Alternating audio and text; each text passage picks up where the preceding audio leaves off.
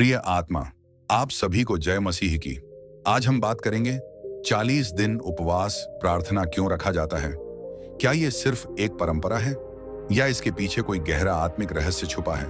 सोचिए, 40 दिन तक जंगल में अकेले रहना, न खाना न आराम और बार बार परीक्षा का सामना करना। इन्हीं 40 दिनों में प्रभु यीशु मसीह ने हमें एक ऐसा मार्ग दिखाया जो कमजोरी को शक्ति में, डर को विश्वास में और हार को विजय में बदल देता है।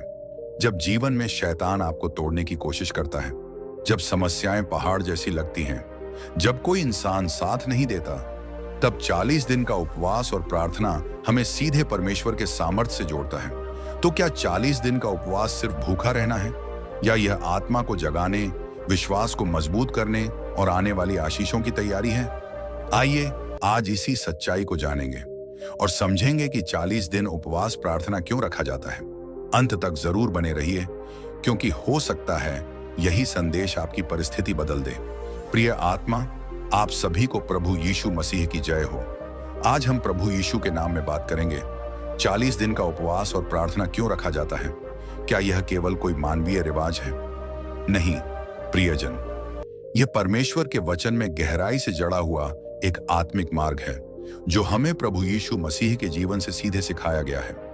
पवित्र शास्त्र हमें बताता है कि प्रभु यीशु जब अपना सेवकाई का कार्य शुरू करने वाले थे, तब पवित्र आत्मा ने उन्हें जंगल में ले जाया ताकि शैतान द्वारा उन्हें परीक्षा दी जाए। मत्ती 4 का 1 से 2 में लिखा है, तब यीशु को पवित्र आत्मा द्वारा शैतान के द्वारा परीक्षा में पड़ने के लिए जंगल में ले जाया गया, और जब उसने 40 दिन और 40 रात उपवास किया, तब उसे भूख लगी।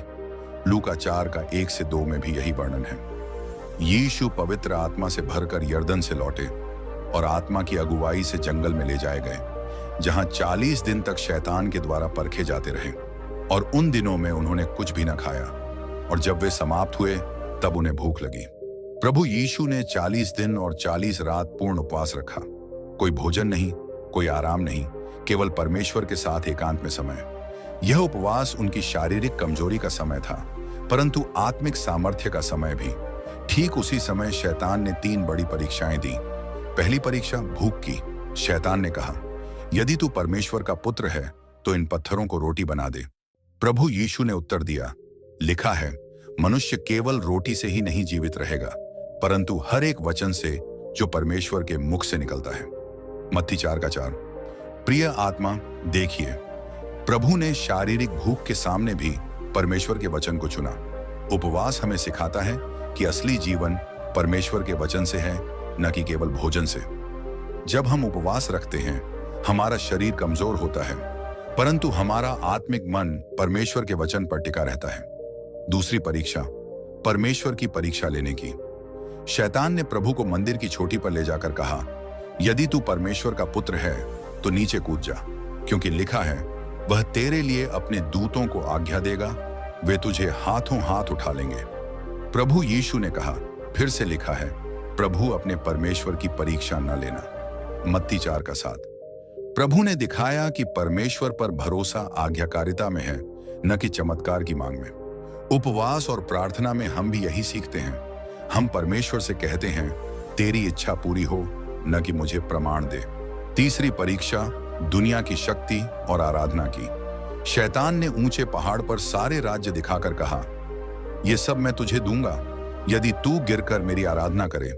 प्रभु यीशु ने कड़ा उत्तर दिया, हे शैतान, दूर हो, क्योंकि लिखा है, प्रभु अपने परमेश्वर की आराधना कर और केवल उसी की सेवा टहल कर। मत्ती 4 का 10। प्रभु ने केवल परमेश्वर की आराधना चुनी। उपवास हमें दुनिया की चमक से दूर करता है और केवल परमेश्वर की ओर मोड़ता है। अब प्रश्न यह है, क्यों ठीक 40 दिन? पवित्र शास्त्र में संख्या 40 परीक्षा, शुद्धिकरण और परमेश्वर के साथ नए आरंभ का प्रतीक है। नूह के समय में 40 दिन और 40 रात वर्षा हुई और पृथ्वी नई हो गई।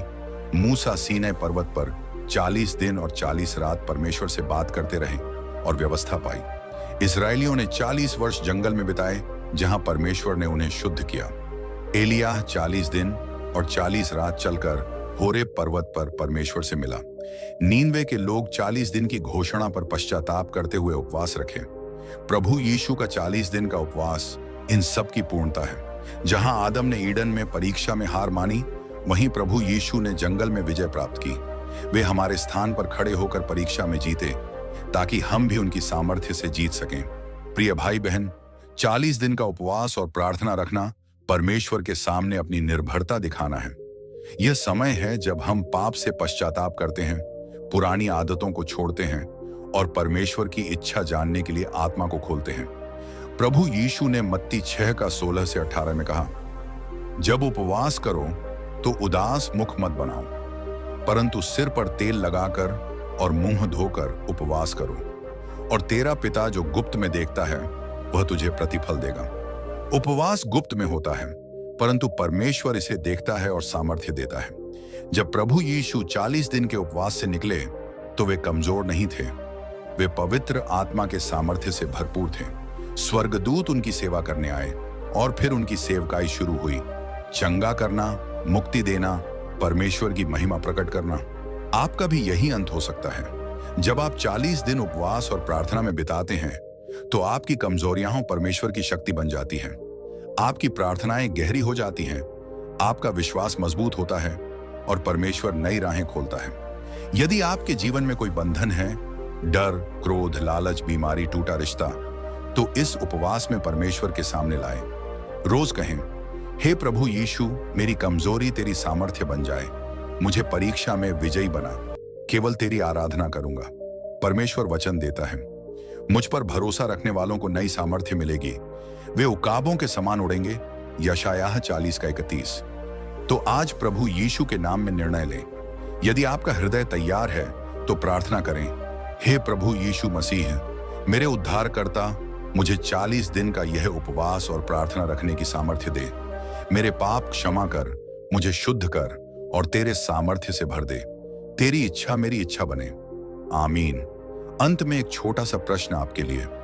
आपके जीवन में कौन सी एक कमजोरी या बंधन है जिसे आप 40 दिन के उपवास और प्रार्थना के द्वारा प्रभु यीशु के सामने समर्पित करना चाहते हैं?